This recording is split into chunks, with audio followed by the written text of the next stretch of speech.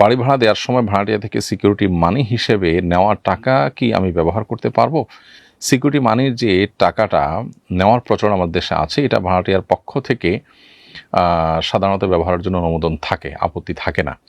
সমাজের প্রচলন এবং ওরফ অনুযায়ী এখানে অনুমোদন থাকে, বিধায় সেই জায়গা থেকে আপনি ব্যবহার করতে পারবেন। তবে এই টাকাটা আপনার কাছে ঋণ হিসাবে সেক্ষেত্রে বিবেচিত হবে, এটা ব্যবহার করতে পারবেন এবং এটা মূল মালিকানা যিনি দিয়েছেন তার। যদি বন্ধক হিসাবে ধরা হয় যে এটা আপনার কাছে দেওয়া হয়েছে শুধু বন্ধক, জাস্ট এখানে আপনি শুধুমাত্র গ্যারান্টি হিসাবে রাখলেন, তাহলে সেক্ষেত্রে এটা ব্যবহার করা আপনার জন্য জায়েজ হবে না। এক্ষেত্রে অবশ্য ওলামা একরামের একাধিক রকমের ফতোয়া আছে। ওলামা একরাম এটাকে বন্ধকের সাথে তুলনা করেছেন, তাহলে এটা আপনার জন্য ব্যবহার করা জায়েজ হয় না। আর এটাকে ঋণ হিসাবে বিবেচনা করলে সেটি আপনার জন্য ব্যবহার করা জায়েজ হবে।